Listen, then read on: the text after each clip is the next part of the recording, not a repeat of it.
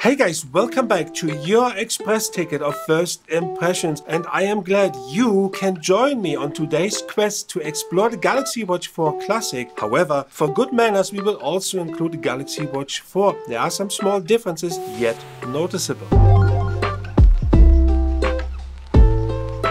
So look, we collectively as human beings become more and more health-centric, especially with what's going on outside in the world right now with the pandemic. And if you look what's available today at your fingertips, whether that be a smartwatch or anything else compared to 20 odd years ago, it's absolutely crazy. And I mean, in a good way. And I think this is where the Samsung Galaxy Watch 4 and 4 Classic comes in, and it could really enhance your well-being. And Samsung completely redeveloped their sensor technology. They made it a tiny bit smaller on the back of the watch, but also they have included a whole bunch of new electrodes. And check this out. So the sensor is still in the middle, nothing changed here. It is a tiny bit smaller and it has PPG, ECG and BIA included. The new stuff also, not just the sensor, but the new stuff also is that it has the electrodes around. It has on this side, yes, 4 electrodes on the silver part here, 2 electrodes on the top button for your ECG and what have you. And then you have 1 electrode down on a bottom button, which I will show you in a graphic right now for what they basically are designed for. And all of this combined lets you obviously measure your heart rate, your AFib, your irregular heartbeat, your oxygen level, your blood pressure, and so on. But for me, the most noticeable change is the body composition. Not just body fat, not just body fat. Hang on. It is the entire body composition that it will scan of your body right now when you have the Galaxy Watch 4 or the Galaxy Watch 4 Classic. And all of this will give you a holistic approach. The whole measurements contain of weight, skeletal muscle ratio, fat, I know it sounds mean, but it is what it is, body fat percentage, BMI, and body water. So all of this will be listed once it has been scanned, or once your body has been scanned by the new sensor technology. And you have 2 different views, right? You have one on your watch, which is kind of a simplified view, but then you have the full extensive view basically in your application on your Galaxy smartphone. I think this could be a game changer for me. I like it. And this is an excellent way to stay on track. And once you have decided to do something about it or basically continue your workout journey, you now have over 100 fitness activities included, some of which you can do at home on your Samsung Smart TV. And all of this has a new layout now due to the One UI watch, the new One UI overall. And this is probably the most you are interested in, including myself, of course. Well, look, the new One UI has some noticeable benefits, some of which I can talk to you about today. Beside the full integration of Adidas Running, Sleep Cycle and Strava, it will now sync your most important settings from your smartphone, whether that be a blocked caller, alarm, calendar entry, you name it, it will automatically be synced from your Galaxy smartphone to your Watch 4 or Classic, 4 Classic. In addition, once you downloaded watch-compatible apps on your Galaxy smartphone, it will swiftly, automatically download them here on your Watch 4 Classic, so you have no gaps between your watch and your Galaxy smartphone. It will just do it. For you, of course. So this seamless theme kind of continues when you have your Galaxy Buds, and you probably will see shortly that the Galaxy Buds 2 will also come out during this presentation. You now have auto switching available between your devices and your watch. So that means you have your TAPIS 7, TAPIS 8, TAPIS 6, you name it. You have your Galaxy S21, your Flip, whatever, 2, 3, then you can have your Galaxy Buds and it will automatically switch. Now it will switch, also auto switch to your watch. That means when you go out jogging, you go out and about just with your watch, you have everything you need. But also you have a control panel now on your watch, basically controlling active sound features and active noise cancellation. So you have the seamless integration, but also the standalone features if you go out with your watch out and running, for example. Of course, you can make calls also if you have an LTE version or you have your phone with you, but let's stay with the LTE version. You go out jogging, you can make calls, that's for sure. We've done this before. You also now have your Spotify app included. All is very seamlessly. And there's one thing people want to have when they go outdoor, and maybe you don't have your phone with you, right?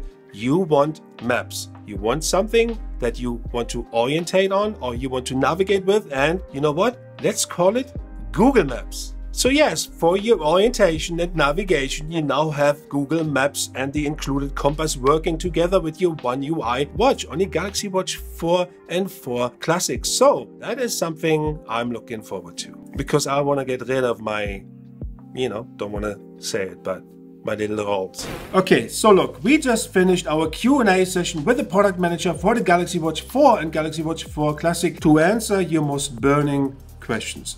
Here we go. Is One UI, is the new Wear OS powered by Samsung, is it backwards compatible in terms, can you or can we install it on the Galaxy Watch 3 model or any previous model? And the answer sadly was no. Basically what Samsung is planning to do, they're planning to support Tizen and previous model for up to 3 years with security updates, which means if you want to experience the new Wear OS, I definitely want to, you have to go for the Galaxy Watch 4 and or the Galaxy Watch 4 Classic. So when it came to the operating system itself, it was a bit wishy-washy in terms of, is it a Wear OS with a One UI overlay? I think it is a Wear OS powered by Samsung. It is a combination. It is One OS. That's how they sell it. But I believe, reading between the lines, it is basically a Wear OS by Google with a One UI on top, and that they just call it powered by Samsung. I also got into Google Maps. I wanted to know if Google Maps is really a standalone feature on the Galaxy Watch 4 and Galaxy Watch 4 Classic. Let's say you have an LTE version and the built-in compass, and they said yes, it is an absolute standalone feature. You can go and do your navigation.